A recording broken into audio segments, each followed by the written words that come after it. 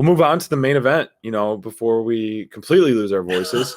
But we'll start about this. We'll start off, talking about it ahead of time. The Eddie Kingston promo. It's always great to see him. He is one of the best on the mics, and he can really, Tony Khan and Social will really talked about this match and how he wanted it. And so for him to hear it from his mouth, it was great, because he's just so smooth on it.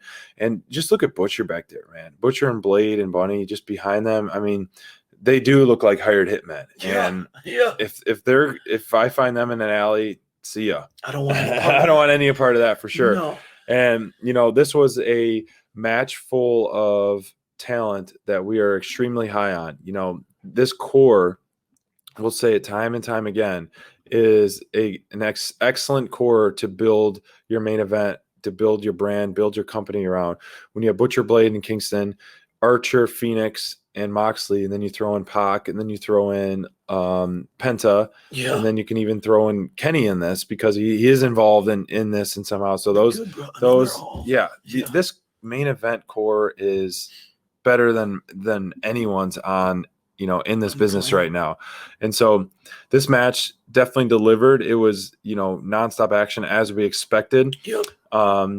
And it was a lot of fun, and it was an interesting ending. Eddie Kingston taking a clean loss on the match, and Fenix, especially after that promo, man. Especially, how much smack he was talking too. How personal the Mox thing was for him to get put down clean with a paradigm shift. It was an emphatic paradigm shift, but for him to get put down clean, man, Kingston can talk a big talk, man, but he got put down tonight. Moxley, and again, Moxley himself, the promo that Moxley cut tonight was just, there are few in the business who can get you just like your goosebumps going, man. Mm-hmm. It took me back to between Moxley's promo and Kingston's promo. It took me back to the beginning of Dynamite Download and that incredible feud. Mox and Kingston, the promo battles that these two could have, just absolutely impressive. And that's before we get into the match itself, man. The match itself, the blend of styles that we got to see with Fenix, his high flying. The whole crowd pops like crazy when they see how high he can get. Oh my gosh, he's so fearless and courageous. It is insane. It doesn't do. I mean, it's so fun to watch on TV, yes, but it doesn't do justice of how high Fenix can get with his flips and all that, and then even just the chops and stuff. Those are brutal on TV, but they really run chills through your chest and spine when Kingston you hear a chop. And Fenix both, bro. Both. But the two standouts of this match for me were absolutely Fenix and Archer again. These two are my top two performers in AEW currently.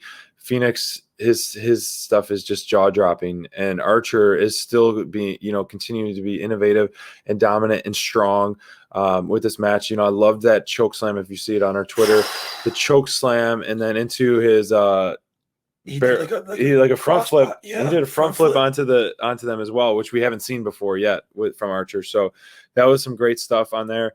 A lot of guys, fans behind us were like, they were in awe of what Lance was doing. Yeah, just his athleticism for a big man. Mm-hmm. They were like, holy smokes, like walking the top rope, dude.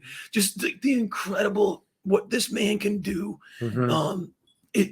It's special, and there's only so many things that you can say about it. I know. Week in and week out. I mean, he was my top performer for 3 weeks in a row for a reason, and him being featured in main event after main event after main event is perfect booking for him, because he definitely deserves it.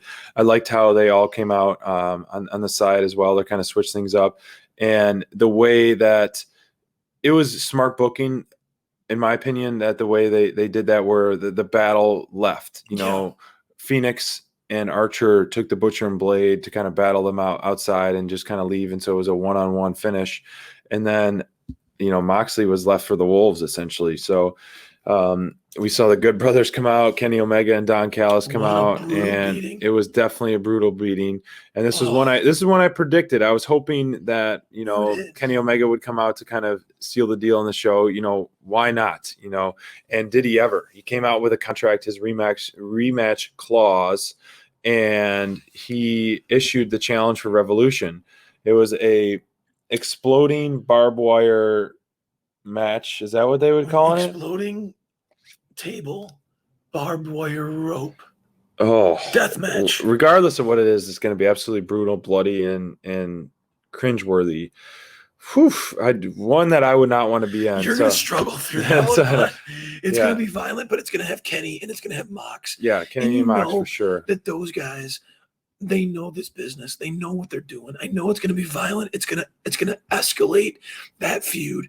But I have the utmost confidence that even though it's going to be bloody, it's going to be violent and brutal, it's going to be done in a way that is respectful to professional wrestling and keeps fans engaged. Mm-hmm. So I think it's going to be it's going to be hard at times to get through, but you're going to be happy that you did, because these two are going to give it their all for the fans. And that's all you can ask for, man. That's all you can ask for.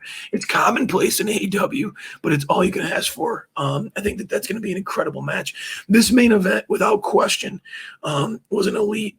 I was impressed by both sides of this. I think, you know, the physicality was on display from the moment, and you know, it lived up to that rivalry, that feud, that anger, that bruise between these two teams. I mean, when a match feels violent, when a match feels like it's fought with anger, it was, as a fan, tangible. It was something that we can easily get behind.